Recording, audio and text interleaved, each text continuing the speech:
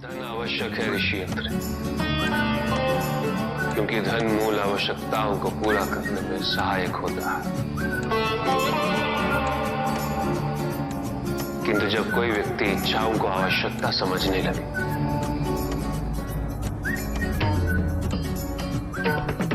तो धन कितना ही क्यों ना पर्याप्त नहीं होता, क्योंकि इच्छाएं अंतहीन है। इसलिए मनुष्य कभी ना समाप्त होने वाली इच्छाओं की पूर्ति हेतु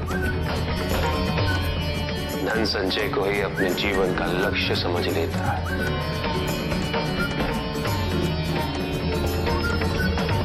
वो लोभी बन जाता है।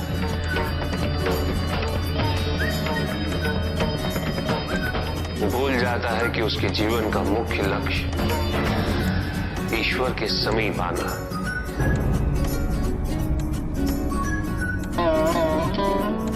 ऐसे लोभी व्यक्तियों को अपनी मृत्यु के समय भी यही दुख रहता है कि उन्होंने क्या कुछ नहीं पाया, क्या शेष रह गया। ऐसे समय में वो एक क्षण के लिए भी ईश्वर का स्मरण नहीं करते।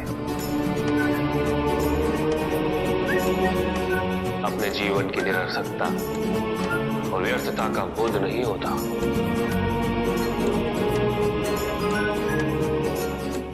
चाहिए धन चाहे कितना भी हो ऋषियंत्र, मूल आवश्यकताएं तो केवल उतनी ही। तन ढकने के लिए वस्त्र, पेट भरने के लिए आहार और शरण के लिए भवन। इन आवश्यकताओं के पूर्ण होने के पश्चात जो भी है वो इच्छा है। धनी व्यक्ति के पास जो भी अतिरिक्त धन होता है वो उसे दान करना चाहिए, उनके उद्धार के लिए जो अपनी मूल आवश्यकताओं को पूरा नहीं कर सकते।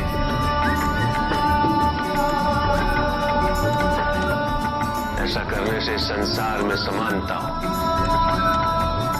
पेश नहीं होगा, सद्भावना बनी रहेगी। किंतु कुछ व्यक्ति इस तथ्य को समझ ही नहीं पाते।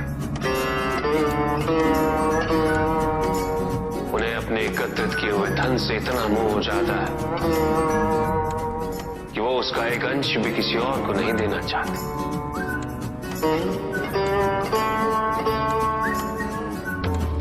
ऐसे व्यक्तियों की सूची में सर्वप्रथम स्थान कुबेर का है।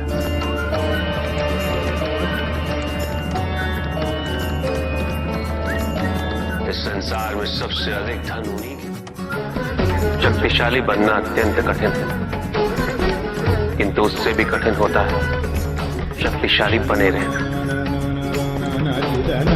और इसके लिए आवश्यक है कि हम शक्तियों से प्राप्त हुए उत्तरदायित्व का सम्मान करें।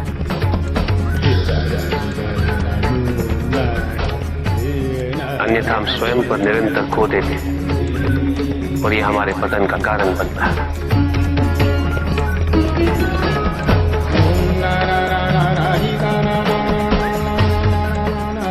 युद्ध में की गई भूल और उपलब्धियों से कुछ न कुछ सीखना आवश्यक है कार्तिक।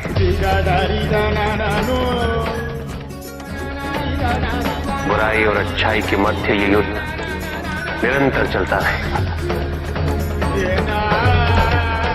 आज एक अध्याय समाप्त हुआ है, कल दूसरा अध्याय आरंभ होगा।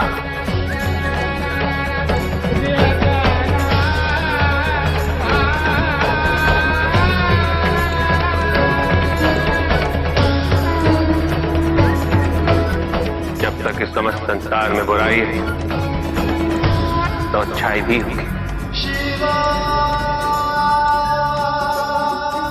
किंतु अच्छाई और बुराई के युद्ध में जीत सदैव अच्छाई की ही होगी। आध्यात्मिक कार्य के लिए शरीर की सीमाओं और अहम को तोड़ना और उसे पार करना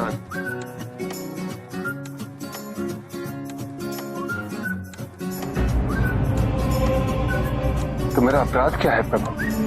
तुम्हारा अपराध था एक त्रिदेव को दूसरे से बड़ा समझना,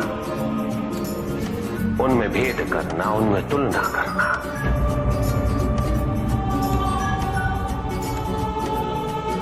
यही थी तुम्हारी भूल। तुम ये समझने में असफल रहे कि त्रिदेव तो एक है, समकक्ष है, कोई भी किसी से बड़ा नहीं और कोई किसी से छोटा नहीं, कोई भी किसी से अधिक महत्वपूर्ण नहीं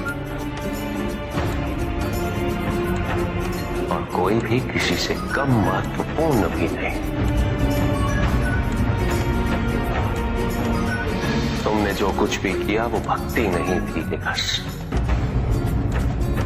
भक्ति के नाम पर किया जाने वाला अहंकार था वो कि तुम्हारे आराध्य सबसे महत्वपूर्ण है। कैसे भक्त हो तुम मेरे, जो ये भूल गए कि तुम्हारे आराध्य के भी आराध्य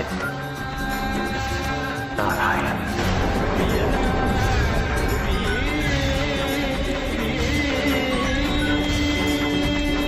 भक्त यदि सच्चा तो उसके पास अपने आराध्य को पाने के अतिरिक्त ये सोचने का समय ही कहां होता है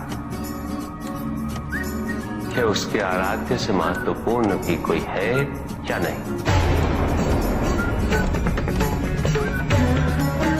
वो तो प्रतिपल अपना ध्यान केवल अपने आराध्य पर ही स्थिर रखता है,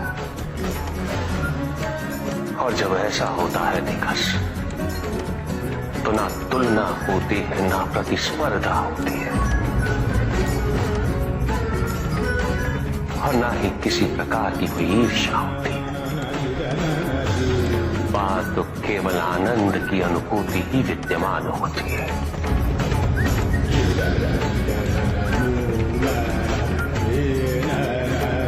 यदि तुम ये सोचते हो कि ये समस्त संसार केवल मुझसे है, तो तुम्हें इस संसार के प्रत्येक स्वरूप से प्रेम होना चाहिए था। तुम्हें इसके कण कण में मेरी अनुभूति होनी चाहिए थी। तब भी किसी प्रकार का भेदभाव तुम्हारे मन में उत्पन्न नहीं होता, किंतु तुमने ये प्रमाणित कर दिया निकास कि अपने आराध्य के प्रति तुम्हारी भक्ति वो भी अधूरी थी, अपूर्ण थी।